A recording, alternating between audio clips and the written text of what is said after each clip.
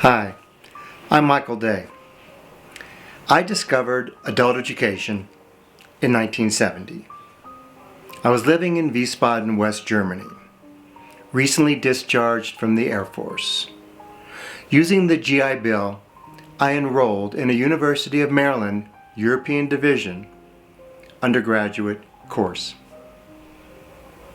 For the first time in my life, I was being treated by faculty as an adult, with respect, with faculty that were interested in my success. I was hooked. I did well, finished my undergraduate degree, enrolled in another overseas program through Wayne State in educational sociology, completed that degree, and then I enrolled at the University of Michigan in Ann Arbor, Michigan, to complete a PhD in education with the specialization in adult education. I was a third generation adult educator. After I completed my degree, I was hired by the University of Wyoming, where I headed their graduate program and taught graduate courses in adult ed for 30 years. As I said, I was a third generation adult educator. This is the story of the first generation of adult educators in the U.S. The men and women who began a movement, who set the parameters for the field of adult education, its meaning, its significance. I hope you enjoy it. The decade for the founding of the American adult education movement was an unsettling period in U.S. history. Though it accomplished much in music, literature, and the arts, and finally provided women with the right to vote, the 1920s were a time of increased national isolation and unrest. At home, open racism, enforced morality, organized crime. It also ushered in the debate and tension between science and religion. Following the First World War and President Wilson's efforts to draft a cooperative plan among nations to maintain world peace, the U.S. Senate failed to ratify the Treaty of Versailles. The United States would never join the League of Nations, and the League would fail its goal of maintaining world peace. Then there were the Palmer Raids, a series of raids conducted by Attorney General Palmer to capture and arrest suspected socialists, anarchists, and communists and deport them from the U.S. 500 foreign citizens were deported as a result, and this led to the Red Scare. Much of the public was upset about the disrespect for the legal process during these raids. The 18th Amendment to the U.S. Constitution imposed a federal prohibition of alcohol. Prohibition was the period from 1920 to 1933 that prohibited the production, importation, and transportation of alcoholic beverages. Approved by both the House and the Senate in 1919, the 19th Amendment to the U.S. Constitution was ratified, finally, by the state of Tennessee in August 1920, making the U.S. the 27th country in the world to give women the right to vote. As a reaction to increasing anxiety over rapid social and demographic changes due to large numbers of immigrants coming into the U.S., the Immigration Act of 1924 stopped immigration from Asia and set quotas on the number of immigrants allowed from Eastern and Southern Europe. The Scopes trial was a highly publicized legal case where a high school teacher in a small town in southeastern Tennessee was accused of violating state law by teaching human evolution in school. The trial introduced and highlighted the ongoing controversy between religion and science over the creation story. In August 1926, the KKK marched in Washington, D.C. Robed and hooded 30,000 white supremacists tested freedom of speech in the U.S. They marched down Pennsylvania Avenue. Then, on Valentine's Day, 1929, 7 members of a Chicago's North Side gang were gunned down in a garage. 4 men entered a warehouse claimed by an opposing gang. The newcomers opened fire, killed 7. The massacre both shocked the public and symbolized gang violence. It confirmed popular images associating Chicago with mobsters, crime, and death. Then, in October 1929, the stock market crashed. This was a major stock market crash and one of the leading factors of the Great Depression. At center stage of the adult education movement was New York City. In the early 1920s, the U.S. population reached over 106 million people. Its largest city was New York, at over 5 million people. Its economic landscape was marked by prosperity. Socially, it was struggling with a massive influx of immigrants. Also, at center stage in the early years of the adult education movement were the men and women of the American Association for Adult Education, the AAAE, formally established in 1926, and our first generation of adult educators. Members of the AAAE were predominantly white, middle-class, urban, and well-educated.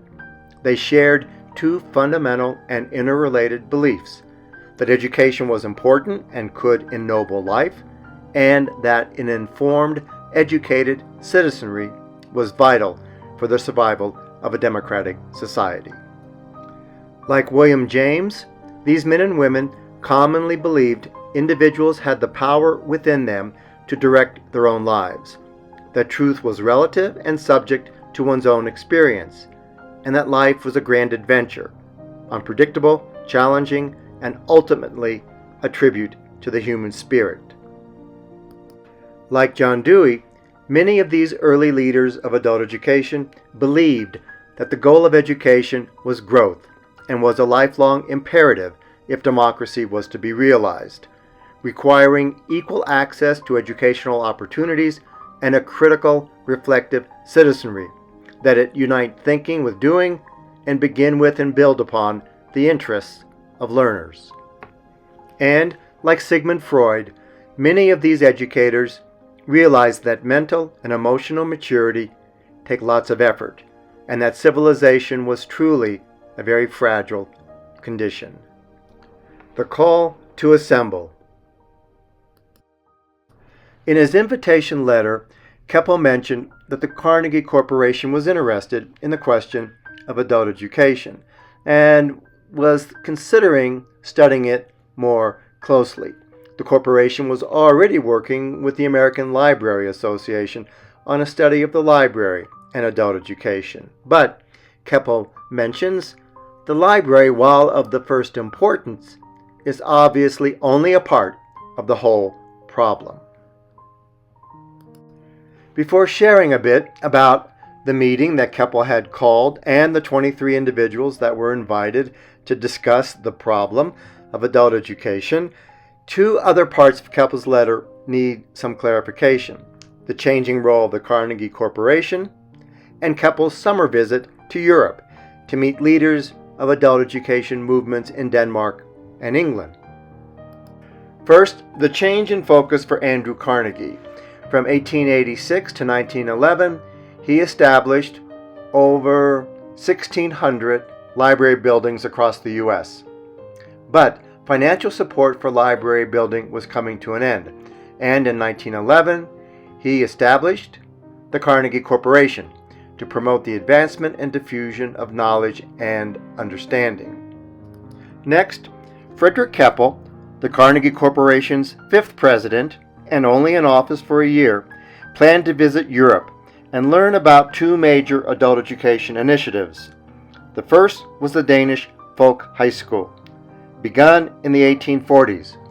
a residential school for young adults where students and teachers lived and worked together in a comfortable and inspirational setting. The Danish Folk School became a lively setting for the cultural and social education of adults.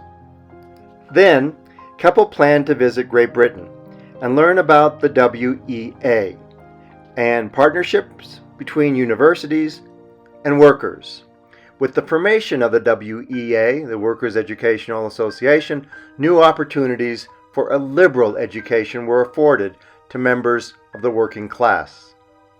Also, it was Great Britain that in 1919 issued the first National Adult Education Manifesto. The First World War had dealt a severe blow to civilized life. The hatred, the cruelty, the destruction. The war struck deeply at the optimism that a new day of equality and caring, tolerance and community was dawning. Instead, raw emotions, rather than thought and critical reflection, seemed the most powerful force in directing the actions of individuals. Nations needed to do more to support adult education. In its concluding remarks, the report observed and recommended that adult education must not be regarded as a luxury for a few exceptional individuals, nor as something that concerns only a short span of early adulthood. Adult education is a permanent national necessity, an inseparable aspect of citizenship, and therefore it should be both universal and lifelong. Returning to Keppel's letter of June 6, 1924, who were the 23 individuals invited to discuss the question of adult education? What agencies and vehicles for the continuing education of adults did these individuals represent? What agencies and programs were not invited to attend? Representatives of the agencies and vehicles for the continuing education of adults invited to attend the Keppel meeting were libraries, museums, newspapers, publishers, YMYWCAs, University Extension, news schools for adults, settlement houses, business and workers' education, health agencies, and folk schools. Agencies not invited to attend were those that represented the public schools. These first-generation adult educators represented programs designed for adult learners. Charles A. Beard, Olive Dame Campbell, John Cotton Dana, Channing R. Dooley, Linda N. Eastman, Edward C. Lindeman, Everett Dean Martin, Carl H. Millam, Mary K. Simkovich, Reverend James J. Tompkins, Levering Tyson, and Clark Whistler. Keppel's invitation letter implied that adult education had become a problem, deserving of discussion and investigation. In what ways might adult education be viewed as a problem in the mid-1920s? Socially, organization, delivery, individually. Minutes at the Carnegie meeting were kept. The following were identified as issues related to the problem of adult education. First, that the term adult education was not satisfactory, but the one to be used in want of a better. That there is a grave danger that adult education in this country will become wholly commercialized if the general problem is not given consideration by those not interested to profit from it. Another individual noted that some programs were becoming so popular that they needed more staff. Another, that adult education should be used in its cultural sense rather than with formal school connotation. Another mentioned the need for better extension facilities for adult education. Another mentioned that the study really should focus on working with younger adults because they seemed more likely to benefit from adult education. Another mentions that the study should include an examination of the necessary devices for popularizing the movement. Another, a well-organized adult ed movement might train people to read and to use libraries and their facilities better, and that the Carnegie study might serve as a protective measure in that it will aid in disseminating truth and in discouraging many unsound agencies and individuals interested in exploiting the public under the name of adult education. Another individual mentioned that workers are now reaching out after cultural values rather than vocational. They are now realizing more than ever that all education is essentially self-education, involving the consequent responsibility on the part of the worker to decide for themselves what they wish to study and to whom they should apply to be taught. Another, there is a mutual value of contact established through adult education between university teachers and workers, thus linking the world of culture and the world of labor, and producing a beneficial effect upon universities as well as upon the working man. Another, we should reprint in a cheap edition for distribution in America the final report of adult education of the Ministry of Reconstruction in England, the 1919 report, which is now out of print. Another mentions education should parallel life, and there should be no age limitation considered in connection with adult education. Another, the proposed survey is indispensable and should be comprehensive and inclusive. An individual from the health professions mentioned that adult education agencies could perform a great service in the dissemination of information in the field of medicine, preventative medicine, personal hygiene, and public health. Another, the problem should be considered as one intimately related to the life and culture of the country and of its various communities rather than as a distinctly educational project. Another, careful inquiry should be made into the work of the various commercial agencies for adult education, in that, in some cases, constructive work of merit is being performed by these agencies.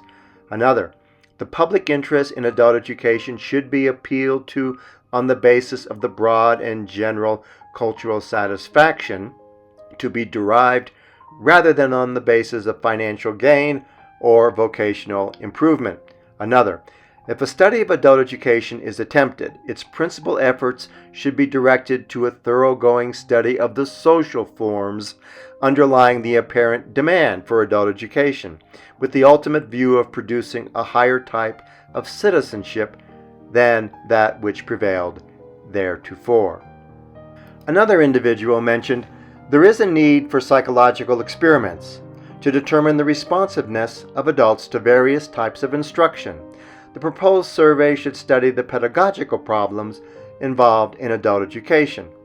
Another, that university extension work has not been successful in its relation to the broader problems of adult education.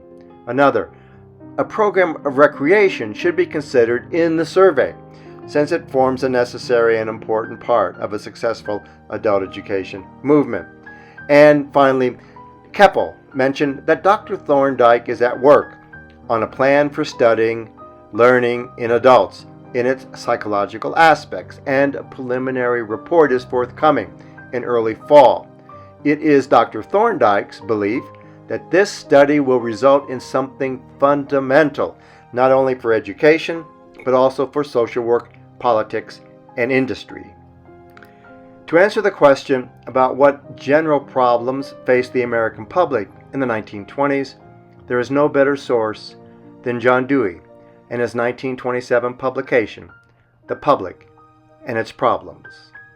When Frederick Keppel convened his meeting in June 1924, John Dewey was 66 years of age. He would appear on the cover of Time magazine a few years later. By this time, for all practical purposes, John Dewey was America's best-known, homegrown philosopher.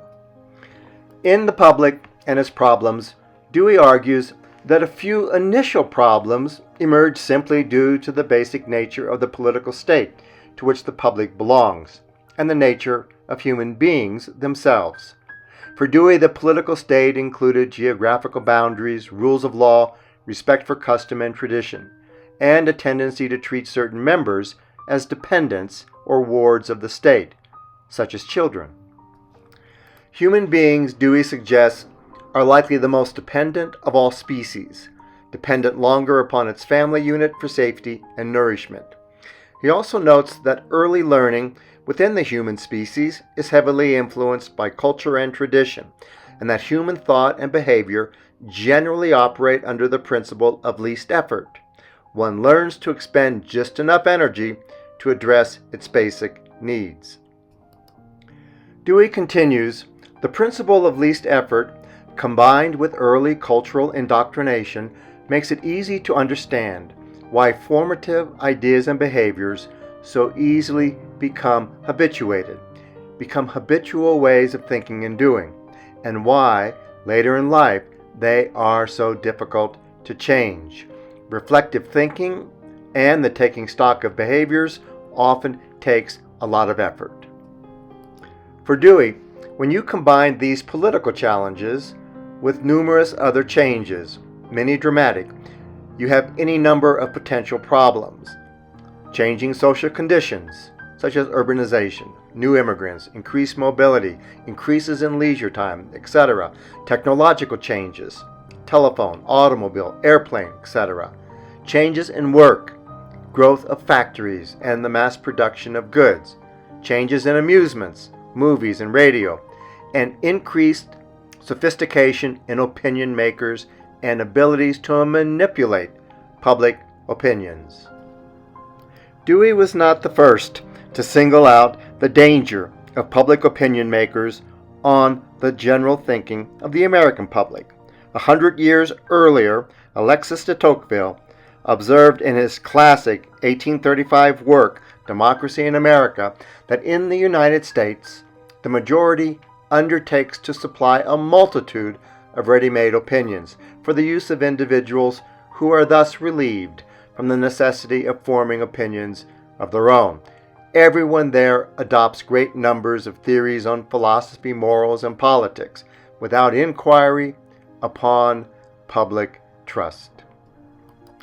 In 1831, de Tocqueville and his friend spent 9 months traveling across the country, primarily in Boston, New York, and Philadelphia, but also as far south as New Orleans and as far west as Michigan.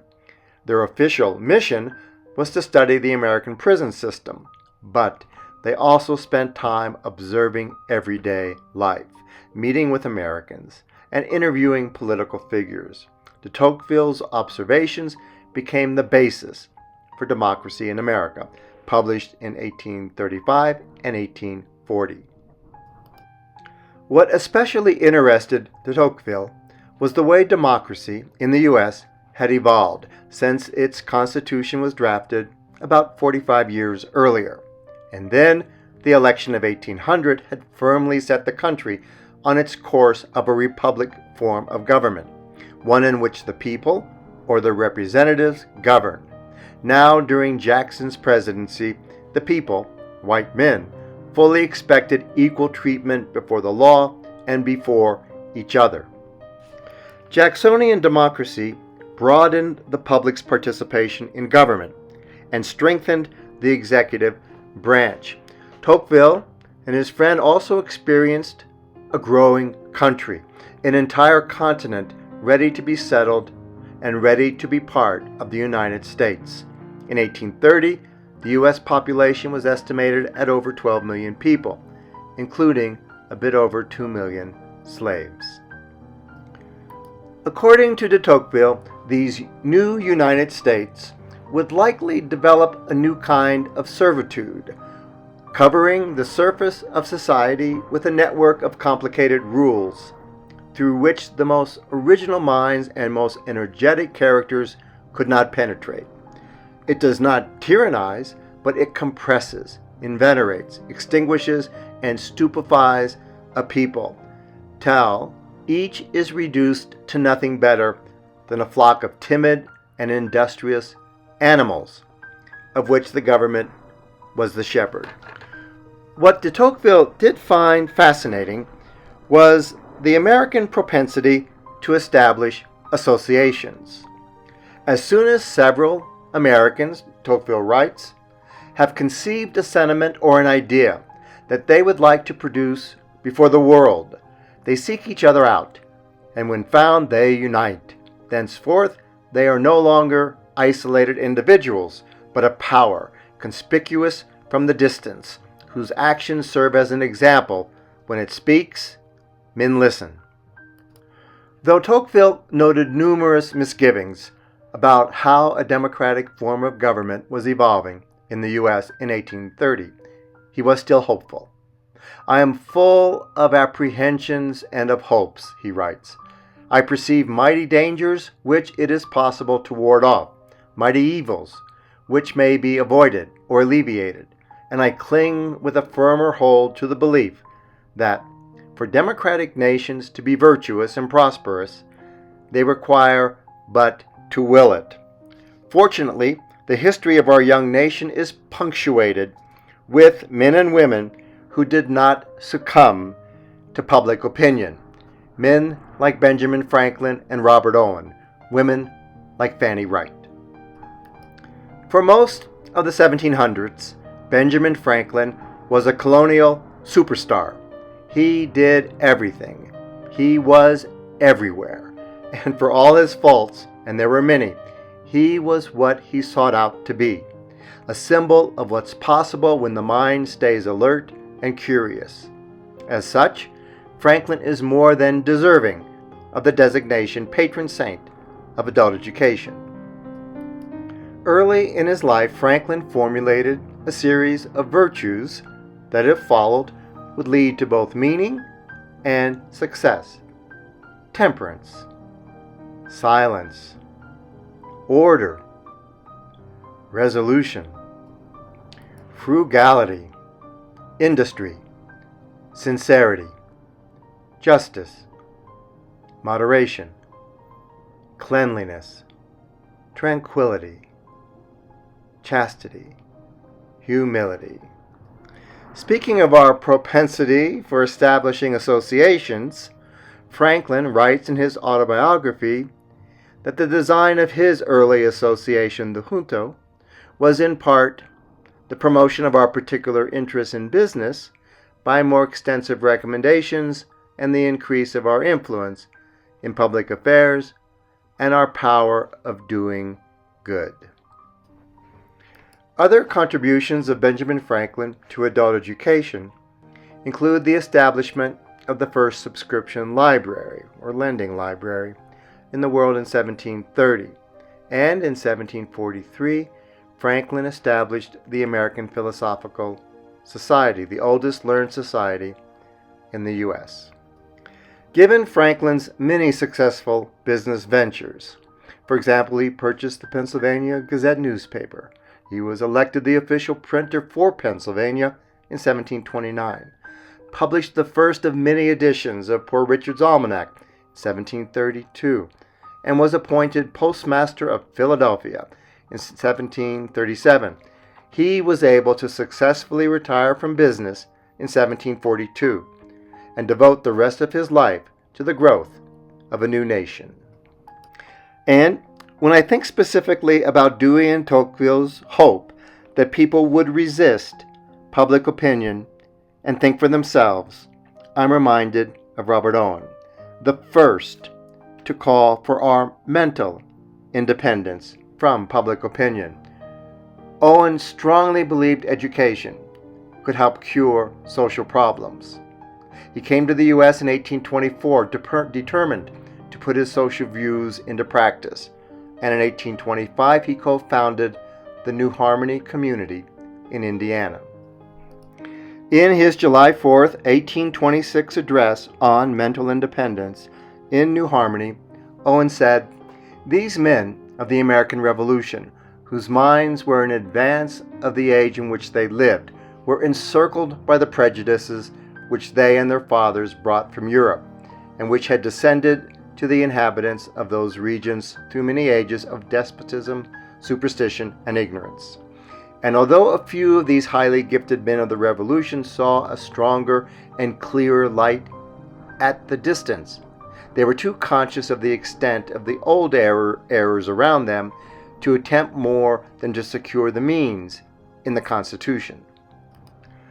Owens went on, "I now declare to you and to the world that man, up to this hour, has been in all parts of the earth a slave to a trinity of the most monstrous evils that could be combined to inflict mental and physical evil upon his whole race.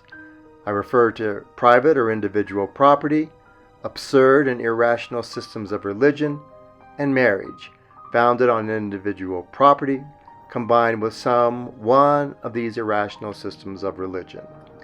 Owen went on, "For nearly 40 years have I been employed in preparing the means and arranging the circumstances to enable me to give the death blow to the tyranny and despotism, which have held the human mind spellbound in chains and fetters of such mysterious forms and shapes that no mortal hand dared approach to set the suffering prisoner free.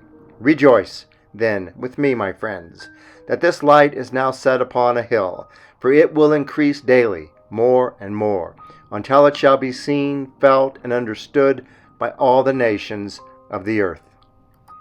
An Owen believer and a very gifted social critic in her own right was Frances Wright, commonly forgotten and unappreciated from the early years of the adult education literature.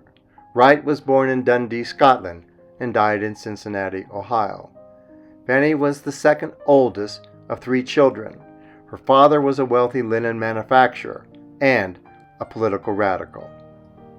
After her father's death, when she was 2 years old, the Wright children were left a substantial inheritance, and at 16, Fanny went to live with her great-uncle, who was a philosophy professor at Glasgow College. Living with her great-uncle, Fanny developed an interest in Greek philosophers, and at 18 wrote her first book. She also studied history and became interested in the U.S. democratic form of government. When she was 23, Fanny and her younger sister made their first trip to the U.S.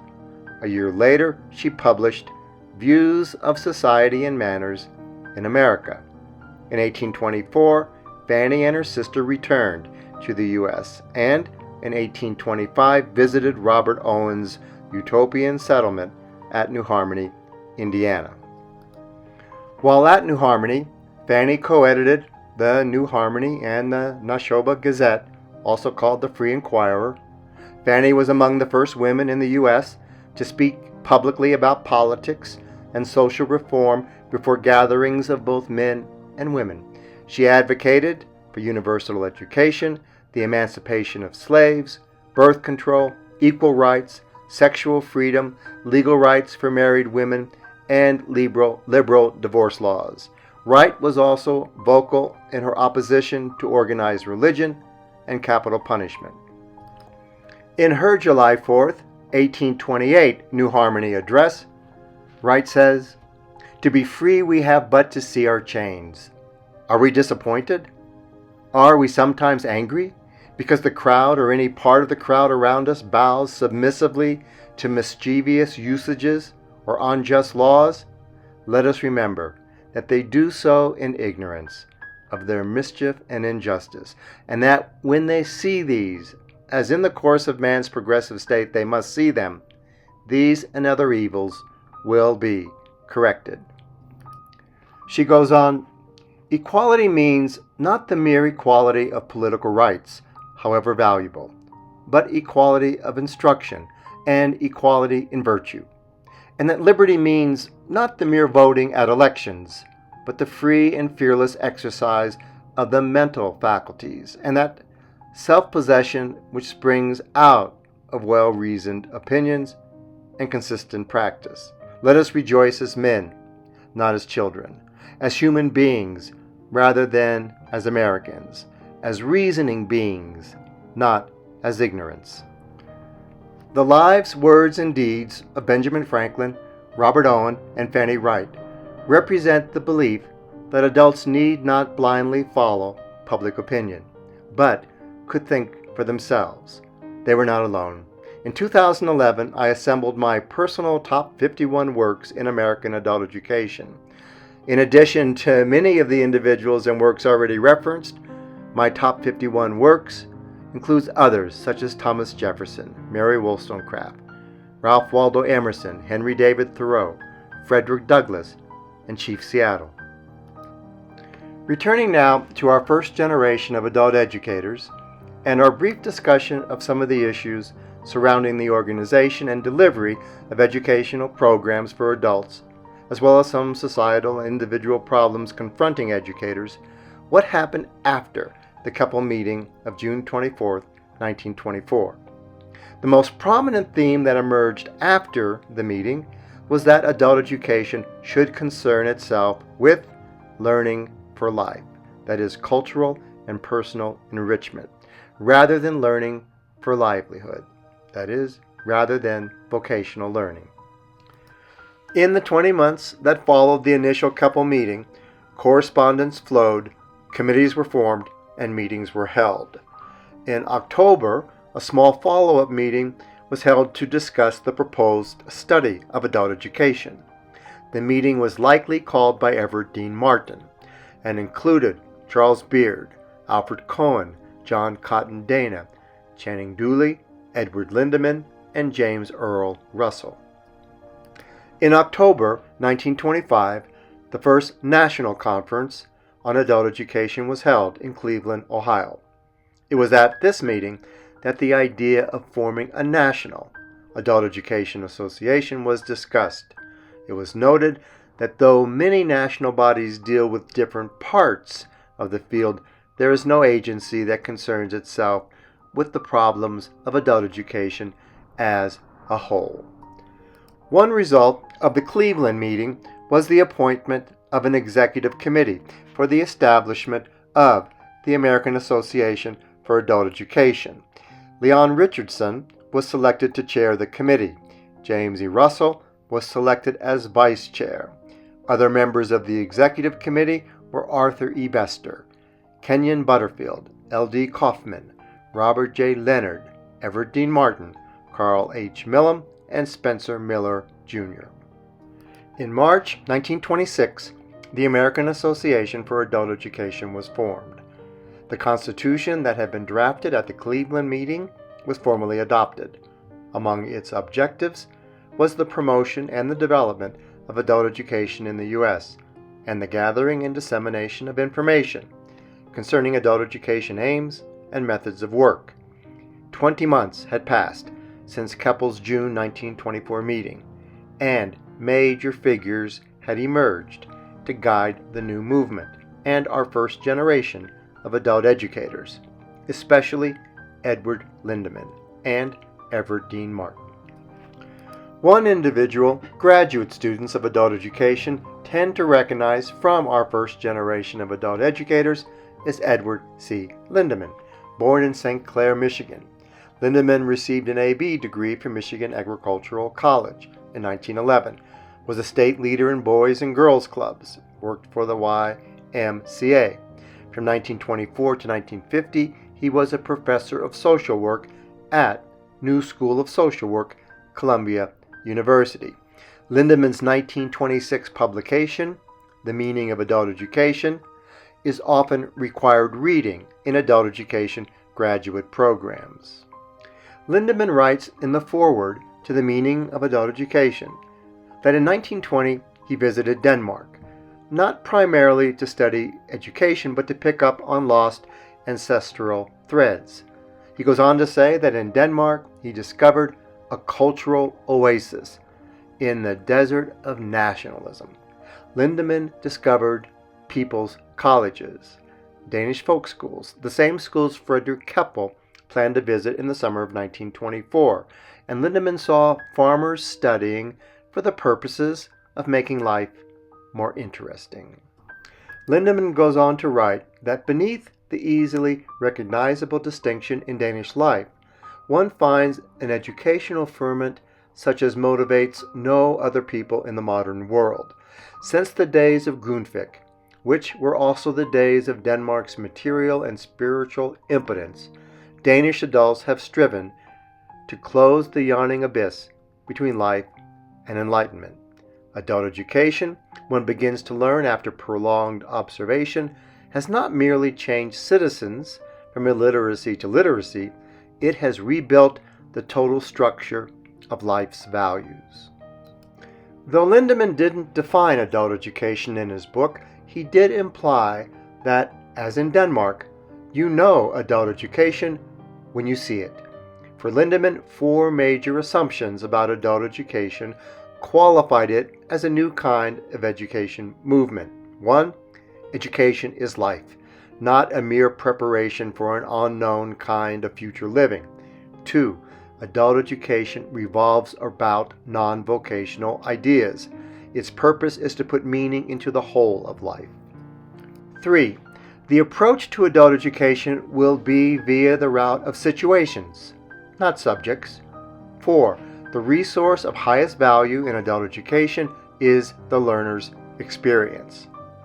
For Lindemann and most first-generation adult educators, their source for an educational theorist who stressed the vital connection between experience and education was John Dewey. Lindemann goes on to say that experience is the adult learner's textbook, and reflection on that experience is key to understanding and change. Authoritative teaching, examinations which preclude original thinking, rigid pedagogical formula, all of these have no place in adult education. Instead, small groups of aspiring adults who desire to keep their minds fresh and vigorous, who begin to learn by confronting pertinent situations. This is adult education. This is what Dewey had in mind. A popular book for first-generation adult educators was John Dewey's How We Think.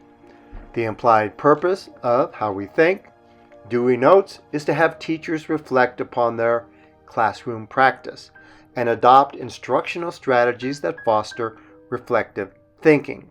Dewey argues for an approach to teaching that builds upon the native and unspoiled attitude of childhood, marked by ardent curiosity, fertile imagination, and love of experimental inquiry.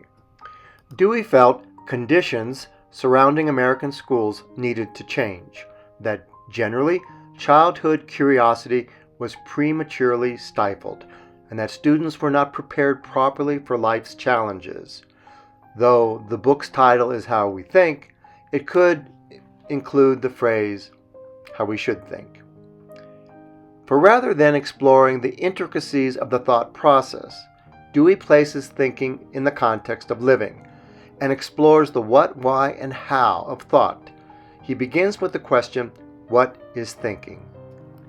People think in a variety of ways, Dewey argues, unconsciously, imaginatively, dogmatically, and reflectively. Whenever people are awake, and sometimes when they are sleeping, thoughts occur randomly, much as a moving stream of consciousness. A second type of thinking is encompassed within the idea of imagination, a mental picture, not actually present. Next, there are the unquestioned and accepted beliefs people act upon daily, all the matters of which we have no sure knowledge, and yet which we are sufficiently confident of, says Dewey, to act upon, and also the matters that we now accept as certainly true, but may question in the future. The fourth kind of thought, and the focus of the book, is reflective thinking, active, persistent, and careful consideration of any belief or supposed form of knowledge. Reflective thinking, Dewey argues, is a natural approach to better understanding and acting upon one's environment. Unlike the other 3 kinds of thinking, Dewey identifies 2 important phases of reflexive thinking.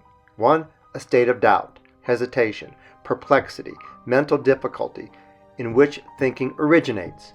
2, an act of searching, hunting, inquiring to find material that will resolve the doubt, settle and dispose of the perplexity. But what did Dewey think about adult education? Alvin Johnson, a very old friend of Dewey's, shared in 1959 what he recalled were Dewey's views of adult education. Quote, "Not much. He hadn't a consistent view of adult education. Sometimes he had the opinion that adults are, after all, children, and what applies to children applies to adults." And as with children, you have to spar around until you find that particular point in the child's mind that has the germ of growth. So too with adults. But in March 1928, Dewey wrote to the editor of the New York Herald Tribune Sunday magazine, quote, "I think the best educational books of recent publication are Bode's Modern Educational Theory, Kilpatrick's Education for a Changing Civilization, and Martin's The Meaning of a Liberal Education." Why was Dewey's recommendation of Martin's book so unexpected? It is because John Dewey and Everett Dean Martin were so very different. Martin was trained as a congregational minister when he was 27. From 1906 to 1915, he ministered in Illinois and Iowa. He was already recognized as an inspiring speaker and a successful writer. Then, in 1915, Martin left the ministry, relocated to New York City, and remarried. From 1916 to 1936, Martin reemerged as a successful lecturer and writer, developing a substantial reputation via his association with the People's Institute, a major center for adult education in New York City. He served as director of the Institute from 1922 to 1934. In 1936, Martin accepted a position as professor of social psychology at Claremont College in Southern California. 5 years later, at 61 years of age, Martin suffered a fatal heart attack. Shortly after Martin's death in 1941, Morse Cartwright, executive director of the AAAE from its founding in 1926 to its termination in 1949, acknowledged Martin's influence on the AAAE and the American adult education movement. According to Cartwright, Dr. Martin was the spiritual father of the American Association for Adult Education. He wrote its constitution and had great influence in its founding. He served successfully as member of its council, of its executive board, and executive committee, as its president, and as its chairman. Martin's book, The Meaning of a Liberal Education, can be viewed as another manifesto of sorts for the new adult education movement. Within its pages appear the values Cartwright and others believe guided the new movement. And I suggest it is these values that Dewey may have viewed as appropriate to the education of adults. Martin was 46 years old and in his prime when he wrote the book. In his preface, Martin states his purpose for writing The Meaning of a Liberal Education. It was to help readers examine the meaning of education as a whole. He planned to address three rather broad questions. What is an educated person like? How do they differ from the uneducated? Do they think differently, and if so, why? Unlike the next generation of adult education theorists, Martin unflinchingly suggests there is an essence, a deeper meaning to education when applied to adults. Though adult education for some readers may be more associated with activities or with things taught, this was not Martin's focus. Adult education has significance because at its core, it was a spiritual reevaluation of life, an awakening. Adult education should rekindle childhood curiosity and help people think reflexively, a la John Dewey. For Martin, adult education is more than information or skill or propaganda. In each age, education must take into account the conditions of that age. But the educated mind is not a mere creature of its own time. Adult education is emancipation from herd opinion, self-mastery, capacity for self-criticism, suspended judgment, and urbanity. Adult education serves as a catalyst for intense self-reflection. It serves as an awakening because habitual ways of thinking and behaving are confronted. Martin's view of adult education as hard work and self-discovery, requiring the willingness to wrestle with and re-examine ideas and beliefs, is very Deweyan. We now finish our discussion with some closing reminders from Harry Overstreet, our final and most popular, at the time, first-generation adult educator. His book, The Mature Mind, was a bestseller, selling over 500,000 copies. Overstreet received a BSc degree from the University of Oxford in 1901.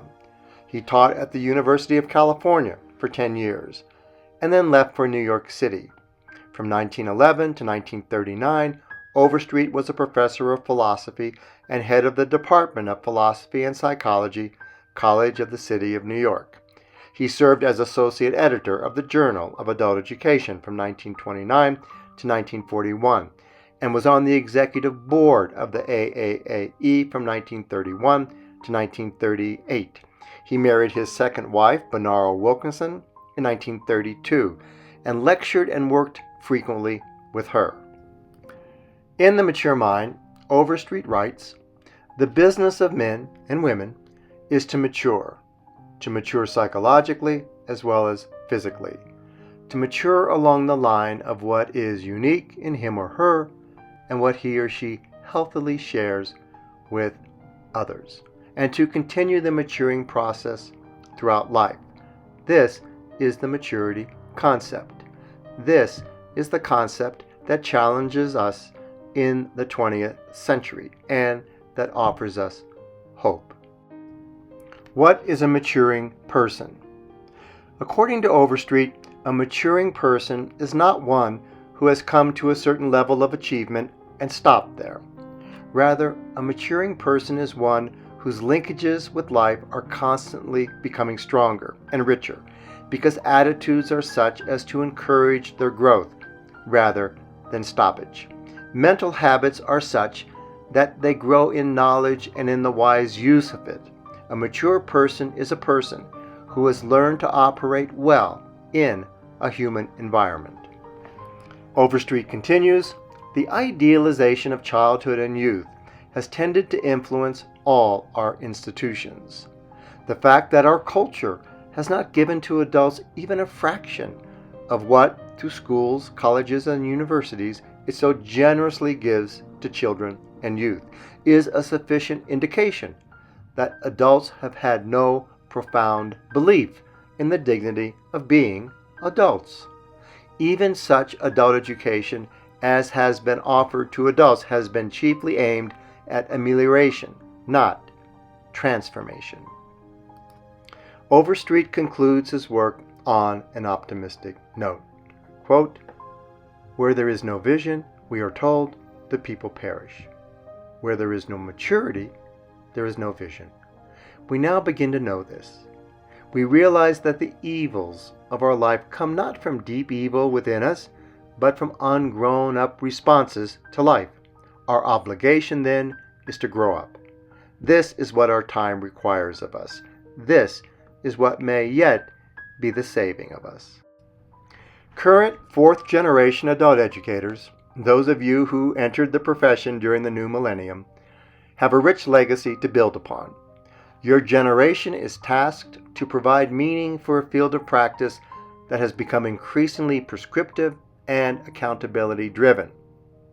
Hopefully, the banner of the significance of your work, articulated so well by so many other adult educators, may help.